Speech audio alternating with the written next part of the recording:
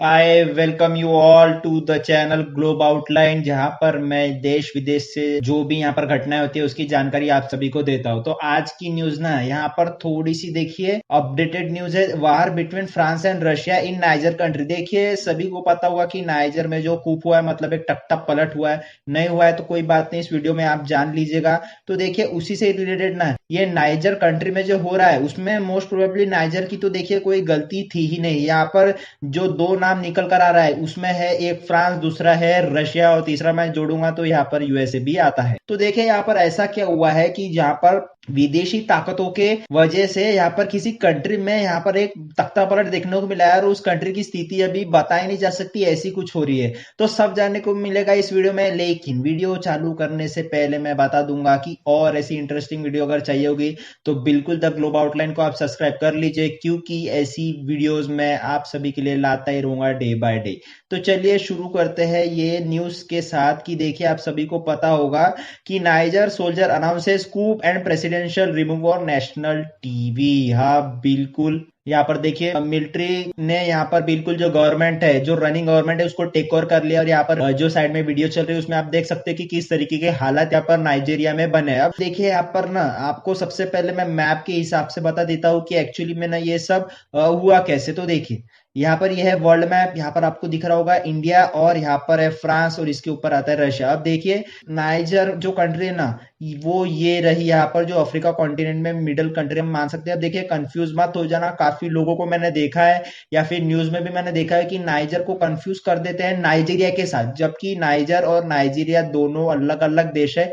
Niger और Nigeria का कोई ताल्लुक नहीं है, हालांकि बॉर्डर लगती है, लेकिन कंफ्यूज मत हो जाना। हम बात करने वाले हैं यहाँ पर इस वाले कंट्री की जिसका नाम है नाइजर, और नाइजीरिया एक अलग कंट्री है, तो ये ध्यान में रख लीजिएगा। अब मैं आपको बता देता हूँ कि ये जो नाइजर कंट्रीज है उसमें यहाँ पर बिल्कुल जो मैंने दिखाया वीडियो में, आपने देखा है कि एक तख्ता पलट हो चुका है, रनिंग गवर्नमेंट को हटा दिया गया है और बिल्कुल जो मिलिट्री थी उसने यहाँ पर मिनिस्टर को बैठा के ये कन्विंस कराया गया था कि देखिए आपने कितने यहाँ पर गलत काम किए हैं, कितना पैसा आपने बर्बाद किया है, कितना पैसा किस मिनिस्टर ने खाया है, ये सब बताइए आप जनता को। कुछ इस तरीके से यहाँ पर देखिए एक तख्ता पलट इंटरेस्टिंग है ये देखना कि ऐसा किसी भी कंट्रीज में हमने देखा नहीं होगा एज सच, क्योंकि देख सकते हैं बहुत सारी कंट्री में। यहाँ अगर अफ्रीका कंट्रीज की ही बात की जाए तो यहाँ पर माली, बुर्किना फासो, चैड, उसके साथ साथ म्यांमार और भी ऐसे कई सारे देश है जिसमें यहाँ पर तख्ता पलट हुआ है। लेकिन देखिए वो अंदरूनी विद्रोह के कारण हुआ था, ऐसी भारी ताकत जो यहाँ पे फ्रांस और रशिया उसके हिसाब से नहीं हुआ था। अब मैं आपको पूरी कहानी यहाँ पर समझा देता हूँ कि देखिए सबसे पहले तो मैं आपको लेके चलूंगा कि ये जो नाइजर में हुआ है ना,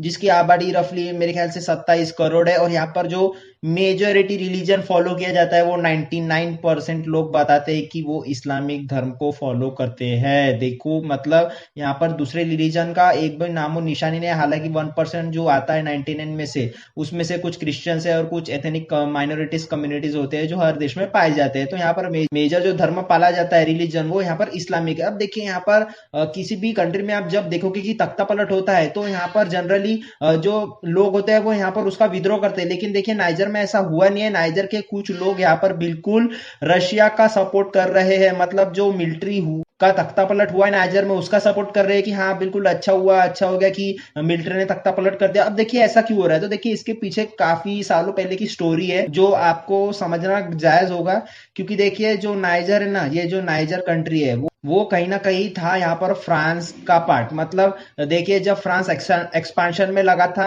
तब यहाँ पर फ्रांस ने जो है वो नाइजर के साथ साथ देखिए यहाँ पर माली, अल्जीरिया, चैड, नाइजीरिया, ये जितने भी यहाँ पर ये कंट्रीज है ना ये सब फ्रांस का पार्ट हुआ करते थे। और देखिए अभी भी जो है वो नाइजर में फ्रांस के आर्मी पर्सोनल है वो यहाँ पर डिप्लॉय है कि देखिए कुछ उल्टा सीधा हो गया नाइजर में तो यहाँ पर ये लोग संभाल लेंगे। तो देखिए यहाँ पर इसका भी पर्सपेक्टिव मैं आपको बताऊंगा। सबसे पहले यहाँ पर ना मैं आपको बता दूं कि नाइजर में जो सरकार है वो यहाँ पर इस्लामिस्ट के चलते, जो यहाँ पर इस्लामिक जो यहाँ पर टेररिस्ट ग्रुप है जैसे कि अलकायदा हो गया और भी कई सारे, उसके वजह से काफी ज्यादा परेशान है। हालांकि देखिए नाइजर ही नहीं, यहाँ पर माली, बुर्किना फासा, लीबिया, चैड, ये सभी जो देश है ना वो यहाँ पर इस्लामिक के अटैक से यहाँ पर काफी ज्यादा परेशान है।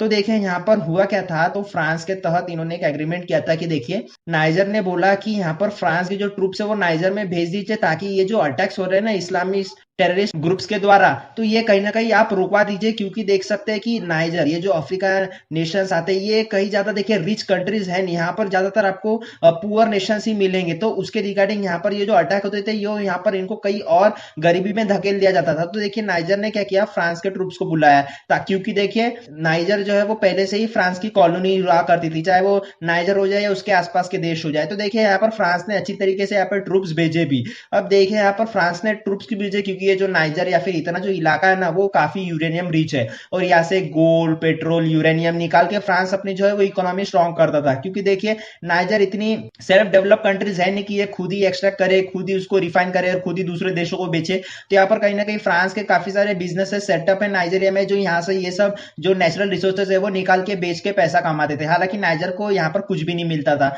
हुआ ये था कि जैसे यहाँ पर इस्लामिक के अटैक हो रहे थे ना इन पर, तो यहाँ पर फ्रांस के जो ट्रूप्स थे वो भी यहाँ पर कुछ कर नहीं पाए, और हालत यहाँ पे बद से बदतर होती गई। अब देखिए हालत ऐसी हो गई कि यहाँ पर नाइजर में, माली में, ठीक है, बुर्किना फासो में, चैड में, ये जितने भी देश है जो मैं आपको बता रहा हूँ, इन सब में ना एक भारी विरोध होने लगा फ्रांस के रिगार्डिंग की देखिए आप हमारी जो इकोनॉमी है उसको कितने बुरी तरीके से एक्सप्लॉइट करते हैं, मतलब नेचुरल रिसोर्स को निकाल के आप खुद ही बेचते हो, उसका पैसा भी खुद ही रखते हो।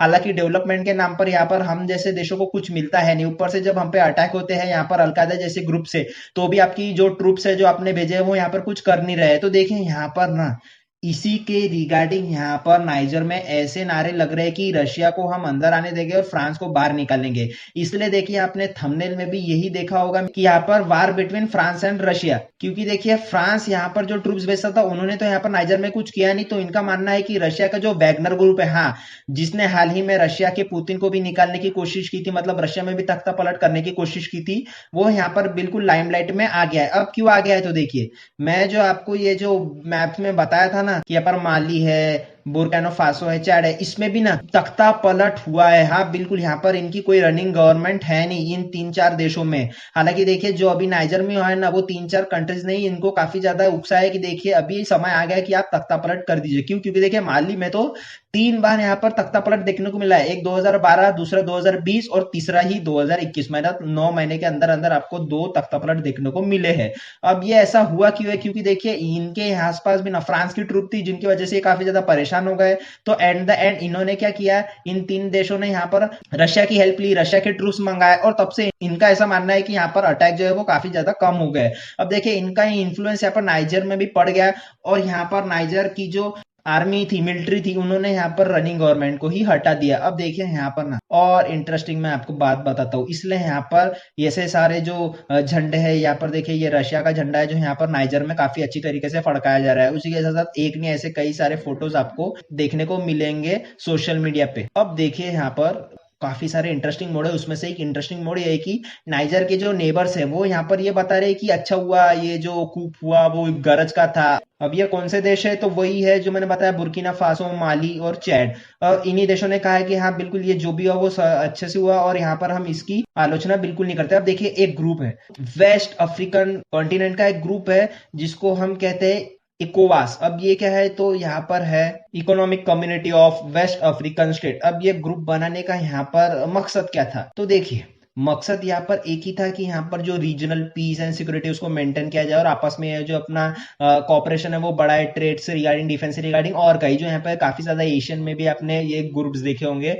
तो यहाँ पर सेम ग्रुप यहाँ पे अफ्रीका कॉन्टिनेंट में भी, ताकि सिर्फ यहाँ पे वेस्ट कंट्रीज जो है वो यहाँ पर स्टेबिलिटी मेंटेन करेंगे। अब उसी के रिगार्डिंग ना यहाँ पर इस वेस्ट के ग्रुप ने यहाँ पर काफी ज्यादा ना नाइजर की यहाँ पर आलोचना की है कि देखिए जो प्रेसिडेंट है जिसको आपने बंधक बना के रखा है, हाल ही में देखिए जो नाइजर के पूर्व प्रेसिडेंट है उसको यहाँ पर बंधक बना के रख लिया है, तो उनको यहाँ पर छुड़ाने की मांग की है। उसी के साथ यहाँ पर मैंने ग्रुप बताया इकोवास, वो पूरी तरीके से एक्टिव हो गया है, और यहाँ पर एक्टिव तो इतने जबरदस्त तरीके से हुआ है कि यहाँ पर जो नाइजीरिया, अब नाइजीरिया की बात हो रही है, अब नाइजर की बात नहीं हो रही है। तो यहाँ पर नाइजर के प्रेसिडेंट ने तो यहाँ पर खुद ही ये कह दिया है कि देखिए उन्होंने अपने कंट्रीज के मिलिट्री को साफ साफ बता दिया कि रेडी हो जाइए, हमें यहाँ पर एक वार की प्लानिंग करनी होगी। क्योंकि देखिए यहाँ पर जो भी वेस्ट के नेशन है ना जो यहाँ पर नाइजर के खिलाफ है, उन्होंने कहा कि देखिए अगर आपने बिल्कुल ये कंट्री को छोड़ नहीं दिया तो हम अपनी मिलिट्री लेकर आप पे अटैक कर देंगे। और यही उसी के रिगार्डिंग ये न्यूज थी यहाँ पर कि West African defence chief finalise Niger intervention plan, मतलब देखिए पहले जो इकोवास जो ग्रुप था उसने काफी समझाया नाइजर के मिलिट्री चीफ को कि देखिए आप ये जो कर रहे हो वो गलत है और छोड़ दीजिए इस कंट्री को, लेकिन वो नहीं माने। तो यहाँ पर आखिरी में ये जो